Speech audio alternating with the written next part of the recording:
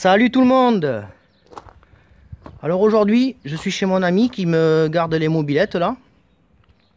Et faut que je refasse un peu le 51 parce qu'en fait j'avais une fuite au joint de culasse là, la dernière balade.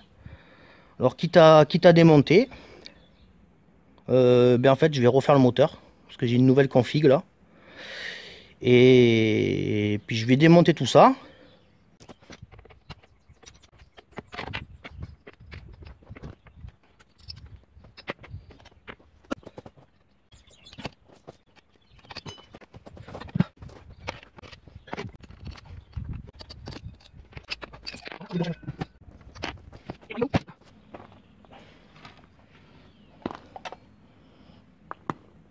Donc là voilà, moteur bien dégueulasse. Il a bien tourné quand même. Hein.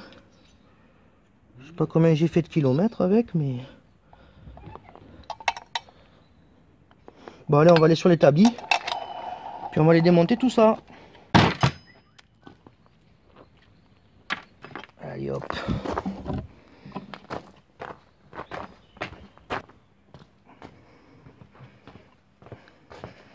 Voilà, donc là comme vous pouvez voir mes mobs elles sont ici là.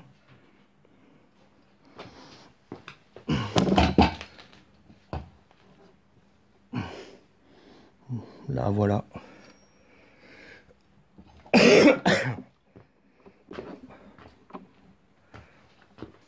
Bon, je me mets où ici?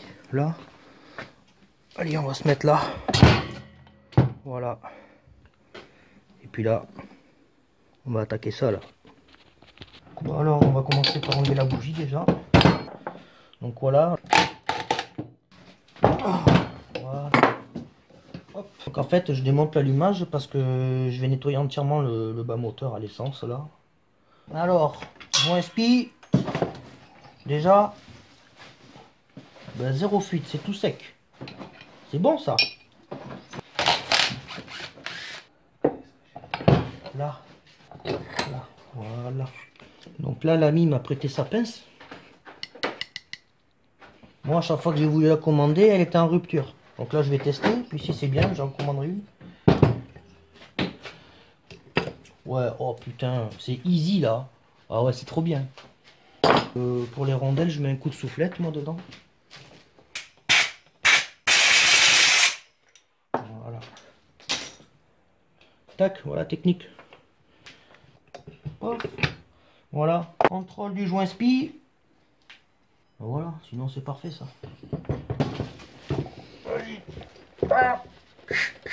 Ah mais risquez pas partir la rotule, là, je te le dis. Oh, rotule là. Voilà. La rotule était bien serrée. Tac. Là c'était serré au couple. Hein. Donc j'avais mis 1,5. Et donc j'ai quand même une fuite au joint de coulasse. Qu'est-ce qui s'est passé là-dedans? Bien qu'il y a une fuite ici là. Donc là voilà la fuite. Donc là on voit bien. Hein. Je sais pas si on voit bien la caméra. Donc là vous voyez ici là. Donc là ça veut dire que il y avait une fuite. Alors ouais. Aïe aïe aïe. L'échappement il est rikiki là-dessus. Oh, il est tout petit, regarde. Bon. Donc voilà. Il est tout neuf encore. Hein. Putain, avec ce que je lui ai mis quand même. Ouais, il a quelques traces là, mais bon. Voilà. Marche bien quand même le T4.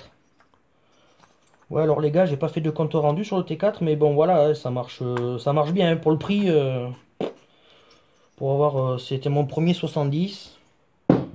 Donc là, je vais passer avec le T6. Bon, je vais faire un bon nettoyage. Déjà, faut que je contrôle, voir s'il est pas un peu voilé le... Ce qui te ferait des vibrations. Ouais. Et si tu vois que c'est voilé... Ça n'a pas l'air. Ouais. Parce que j'ai des vélos, j'ai des bas moteurs à la maison, je tournais comme ça déjà les deux côtés.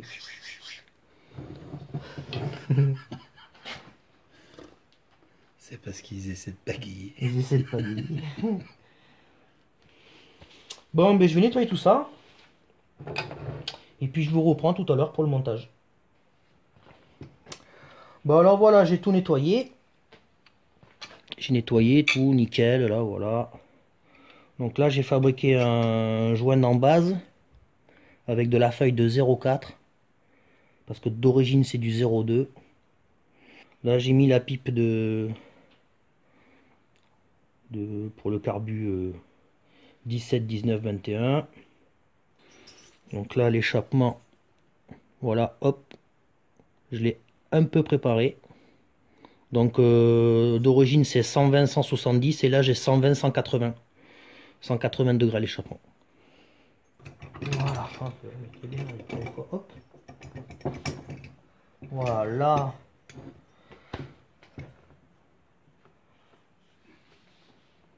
Hop, voilà, nickel. Ça c'est nickel déjà. Alors, joint de culasse en alu. Hein. Parce qu'en fait c'est livré avec ça comme joint. Ça c'est livré comme ça. Hein. Donc là, moi je conseille de mettre plutôt un joint en alu. En plus il est un petit peu moins épais. Ouais voilà, ici c'est bien là. Mais là c'est pas bon là. Là voilà. Là voilà. Putain. Casse les couilles avec leur pièce adaptable. Moi j'en ai plein les couilles maintenant. Donc là faut que je reprenne le joint. Bon voilà. J'ai adapté le joint. Donc j'ai mis un coup de Dremel comme ça là. Je savais que c'était ici là. Donc j'ai mis un coup de Dremel ici là. Voilà. Après j'ai bavuré. Et un petit coup sur le papier à poncer. Là j'ai fait comme ça là. Petit coup sur le papier à poncer. Voilà, puis c'est parti, on remonte. Et là, c'est... Voilà, c'est parfait. Tac. Donc je serre à 1,5. Hein. Voilà. Parfait ça. Donc là, on contrôle si le piston ne touche pas. Hop là. Voilà, c'est bon ça. Donc voilà, là je vais caler l'allumage à 1,3, 1,5. Voilà, hop. Putain, ça touche presque là. Oh là là là là, ça touche presque au cylindre là. Putain, me dis pas qu'il va falloir que je lime encore là. Putain, ça passe pas loin, il doit y avoir 1 ou 2 mm. On verra bien. Donc là, je cale l'allumage, je remonte ça sur la mob. Bon voilà, c'est bon, le moteur est remonté entièrement. Donc voilà comment ça va donner à peu près. Bon, sauf que là j'ai un souci. Après Tomahawk il a dit. Hein. Donc là faut faire une gorge. Il faut que je fasse une gorge sur la pipe. Vu qu'il faut la gorge, mais du coup il n'y a pas l'emplacement. Donc ça a tendance quand vous serrez à se barrer. Et il faudra que je fasse la gorge sur la pipe. Donc voilà, donc aujourd'hui j'arrête là. Donc voilà. Donc kit 70 Airsal T6. Et donc le cylindre ça fait longtemps que je l'ai. Je l'avais acheté en même temps que l'autre. Donc ça va faire plus d'1 an que je l'ai. Je l'avais acheté en promo 48 € je crois celui-là ou 58 je sais plus. Donc j'avais vraiment acheté quand c'était les promos. Parce qu'après il a augmenté là, il est plus cher que maintenant. Bon ben voilà les gars. Bon ben désolé aujourd'hui je vais pas le monter sur la mob. Hein. Voilà donc la prochaine fois il faudra que je fasse le câble d'accélérateur. Bon allez les gars, je vous dis à la prochaine et j'espère que cette vidéo vous a plu.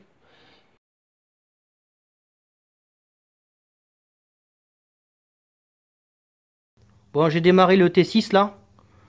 Bon j'ai un petit problème. Bon il y a des vibrations hein, comme l'autre moteur pareil, les mêmes. Et j'ai mis une carbu 17.5 que je viens de nettoyer nickel au vinaigre blanc. Mais par contre en fait il dégueule par le trop plein le carbu donc je sais pas trop. Donc voilà, mais je vais démarrer pour vous montrer.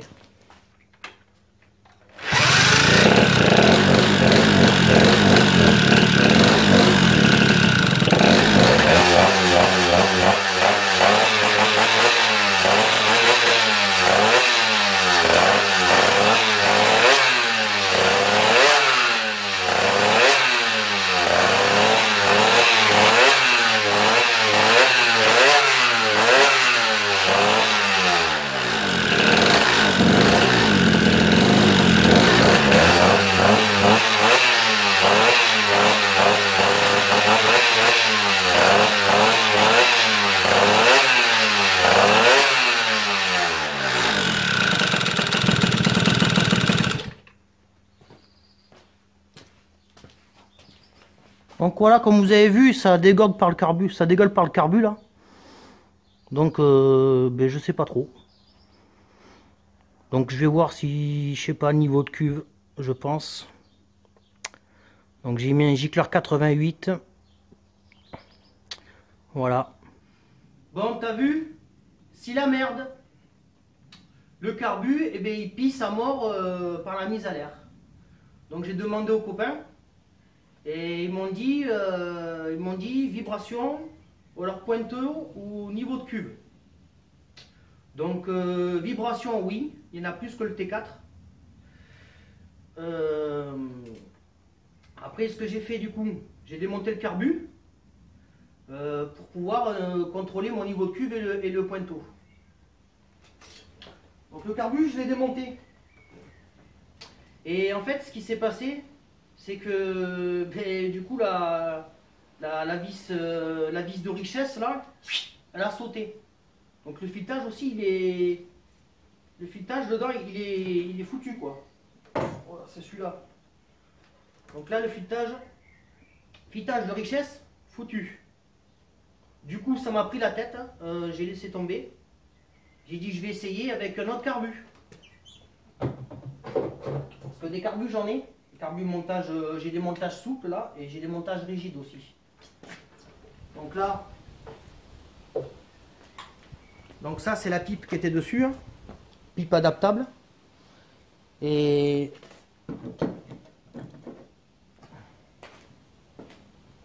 voilà, donc là,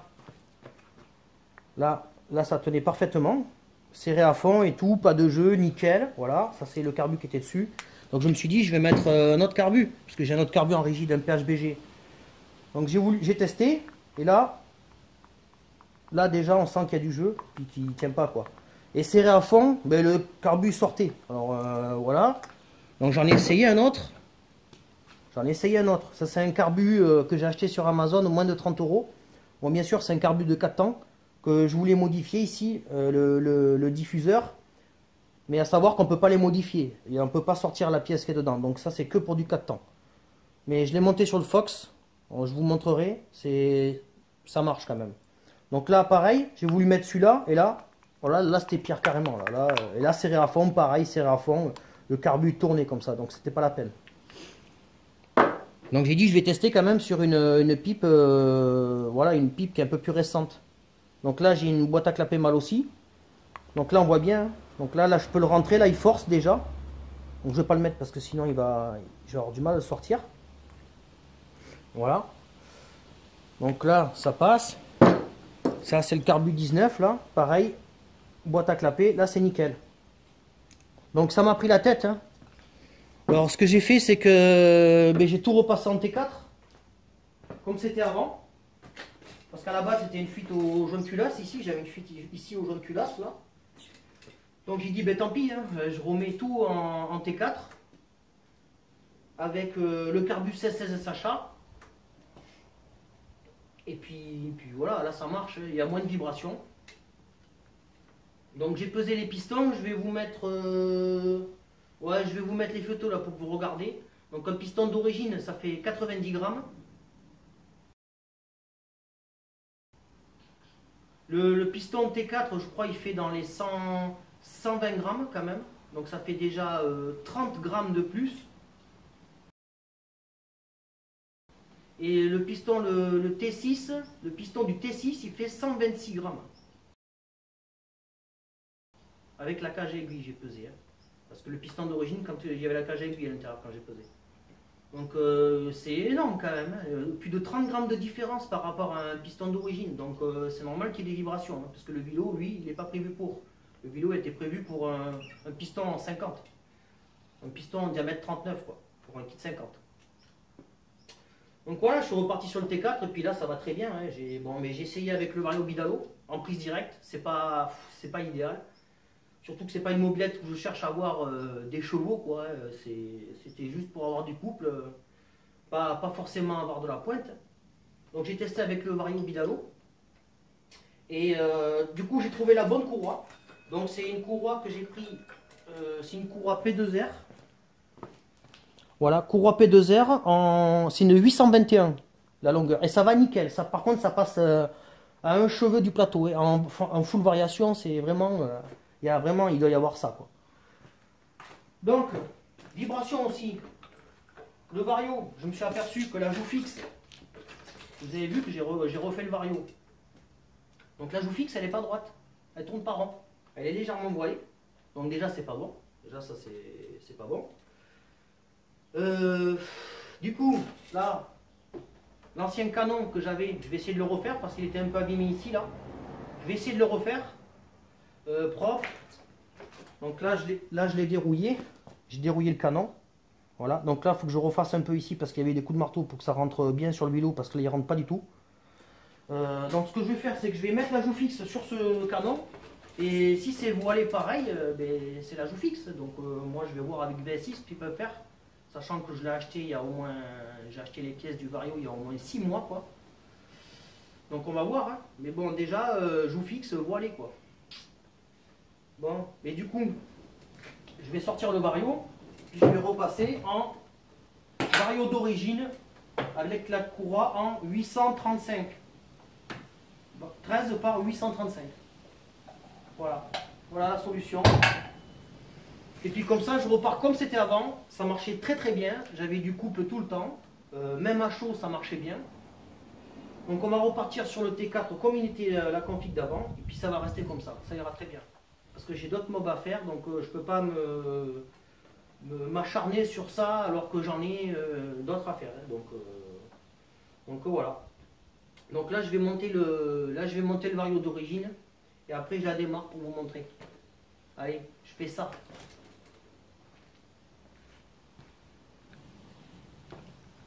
Bon, j'ai sorti le Vario. Donc je voulais vous montrer pour l'arrache. Alors c'est un M22P1. Voilà. Donc j'ai fait une vidéo sur la restauration du Vario. Hein. Donc il est neuf. Hein. Voilà, le premier montage il est là. Hein. Donc, ouais, donc la joue, je l'ai mis à la main. Et là après j'essaierai avec juste un coup de clé à choc. Donc là, ils vont pas dire que c'est moi qui l'ai tordu. Hein.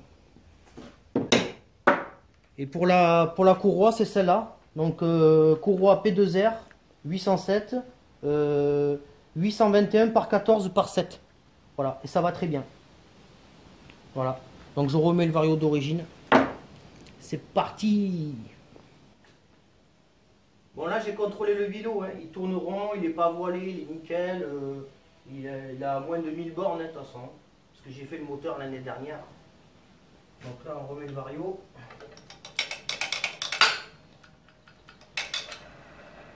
Là, voilà.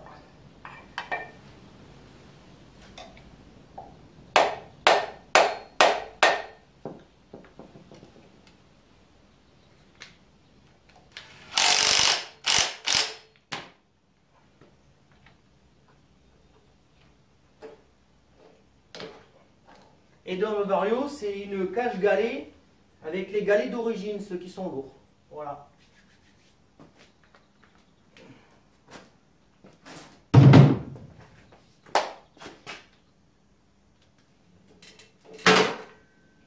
Par contre, j'ai pas remis le starter, j'espère qu'elle va bien démarrer.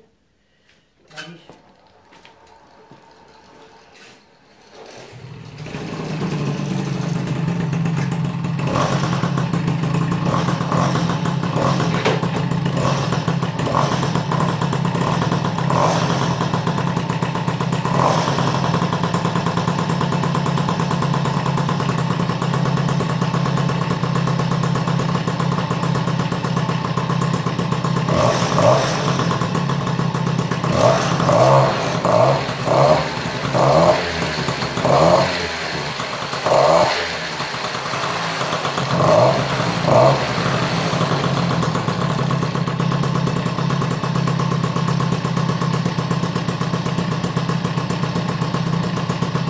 C'est parfait tout ça.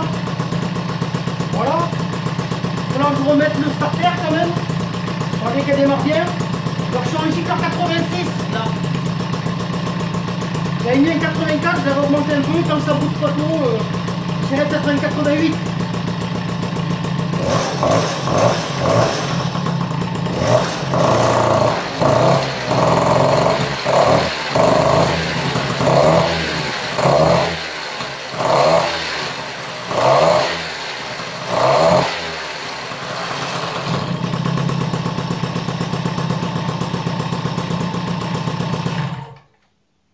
les gars.